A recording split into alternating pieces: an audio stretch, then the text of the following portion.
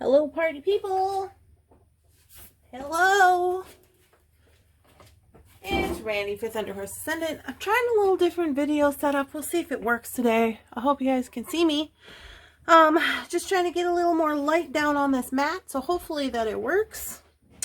Anyways, here we are, and we are going to be doing project number 4 from the May 2022 Bargain Bead box. Oh, it looks like we're going to have a little help from maybe the Jakaroo. Yeah, there he is. Hi, Jakey.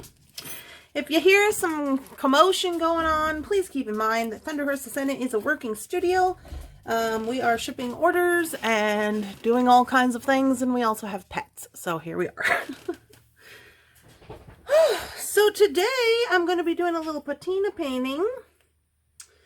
Not too much, just a little bit on our little bracelet we got going on here. So the colors I'm going to use today, my two faves, I'm going to be using Rust Orange and Fire Opal Pink. And I'm going to try to use this seashell, but I ain't making no promises because I've been mixing and shaking and going for a long time, and I don't know if it's completely mixed up yet. So when you are using patina paints, you need to make sure that they're shook up really well. So I shook them before the show. I'm going to give them a little bit of a shake now, but you need to do way more than that. So just FYI. And we're just going to go ahead and do the painting. Once we get everything painted and dried up, we will then move on to constructing our bracelet, which should be super simple.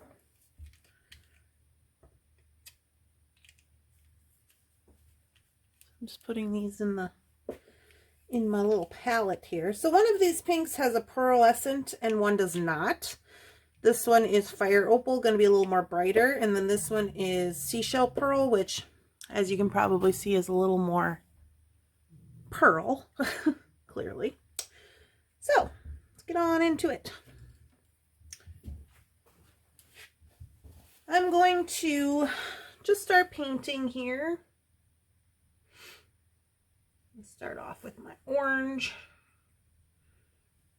and I'm just gonna go to town.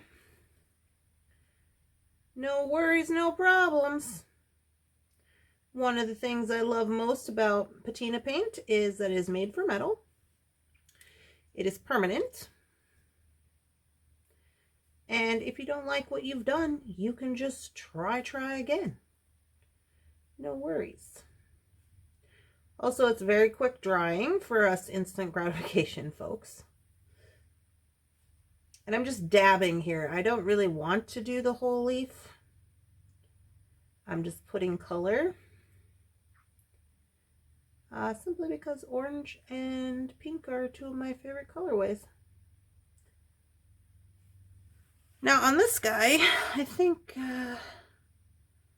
let's see, I'll do a little bit here. Maybe a little bit over here. Not too much. I am kind of avoiding the loops because they will, it could possibly wear the paint off if you put it on the loop. So I'm not going to glaze mine. I generally don't. It's just a personal preference. So now I am going to move on to a different brush. So I have a dry brush. That's one of the most important parts of this situation. And I've got way too much paint here, so we might have to paint some other business. I'm mixing the two pinks. Oh, hi, Mr. Bunsen. We have Mr. Bunsen in the house.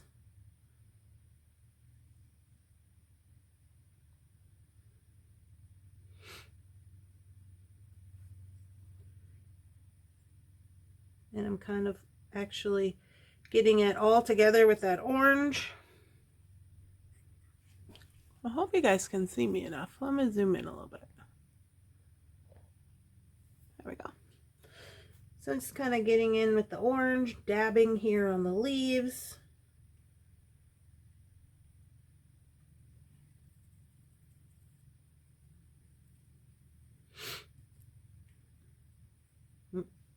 I've got more of an orange color. It's not really what I wanted because I accidentally got it in the orange. Let me go back to the pink. There we go.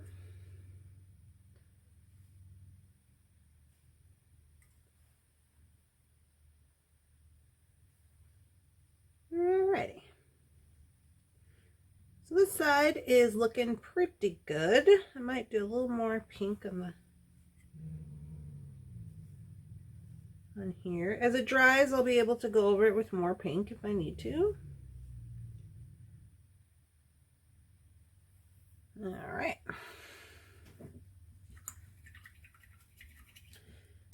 I rinse my brush out.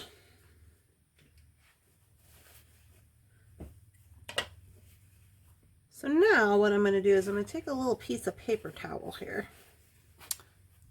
And I'm actually going to go in and kind of, as this is drying, kind of dab a little of the excess paint off. You can see what's coming off. Some of these are probably already completely dry by now. There we go. Now, I gotta grab 2 more paint brushes. Actually, I probably need more than 2.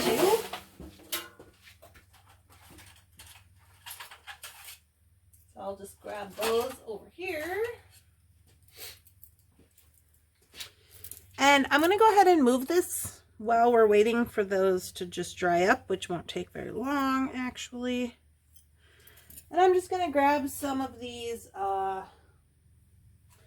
charms I happen to have laying over here.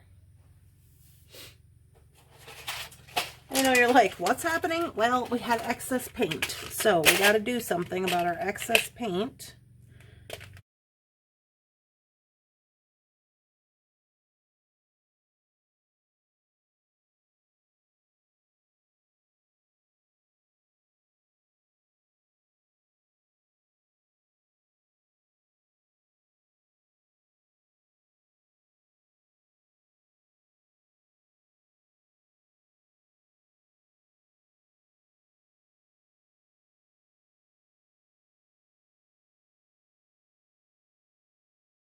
Now what I can do is I can start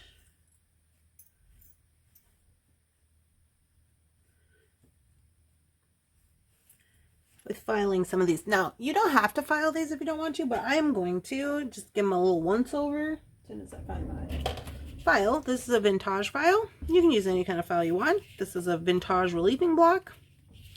And I'm just gonna get off a little bit of this paint to give it more of a kind of worn look.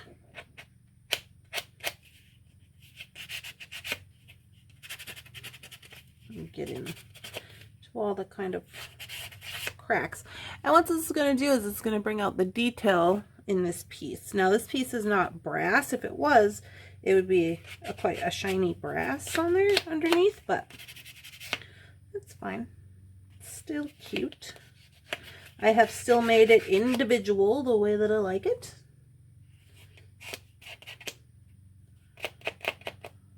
Okay, so that's pretty good. I like that a lot. So I'm going to set this one to the side.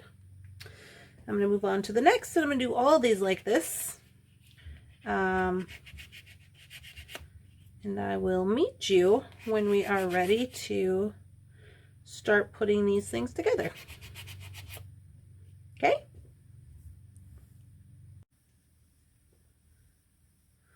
All right, party people. Here we are. All we got to do is construct our bracelet.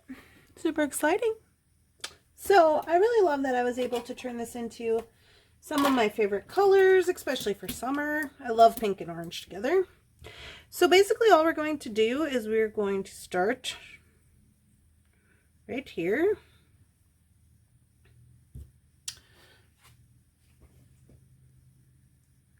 And I'm going to take a small oval jump ring, and I'm just going to connect these on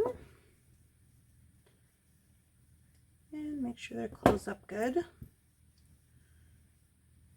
And And I don't know how many I will need. I have a very small wrist. My wrist is 6 1/4 inches. So I don't know if I will need all 4 of these. We have 4 for each side. If you have a bigger wrist, you might need the 4. We'll see what we get once I get to the end.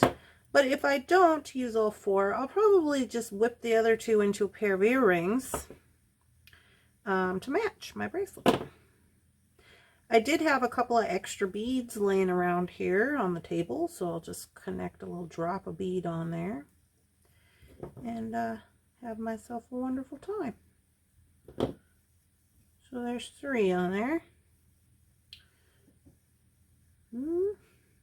Let's give that, let me put this on there and see what that measures up to be.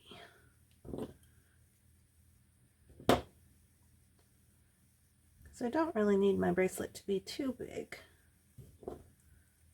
I prefer that they're rather tight. So let me see what we got. I think 3 might be just perfect for me. I hope it's enough. Let me try the other side. I'm thinking that it is. And if you didn't want to put all 4 and you needed this to be a little bigger, you could just add an additional jump ring onto the flower. So let's see what we get here.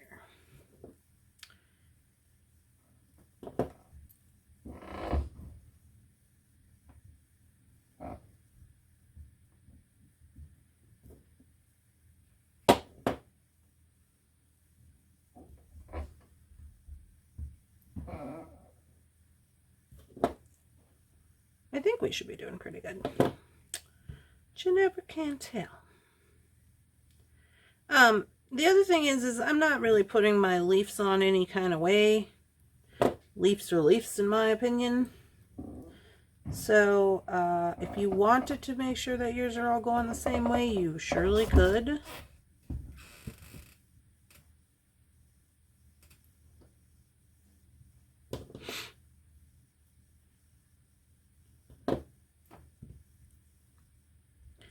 Okay, so let me see. Looks like I am going to need... See, the thing of this is that if I was to add just another one of these, I could only add 1 instead of 2 for each side. So instead what I'm going to do is I'm going to add some jump rings to do extending over here. Now another thing you could do is you could use a bigger jump ring. You know, a large jump ring, that's going to give you more space. Alright guys, that's what I ended up having. Looks pretty good. I ended up just adding some larger links towards the middle, which worked out just fine. So I have 3, and then I have these 2 left. So I am going to take just 2 of these little drops, the green, and wire wrap those on and make myself some little earrings here.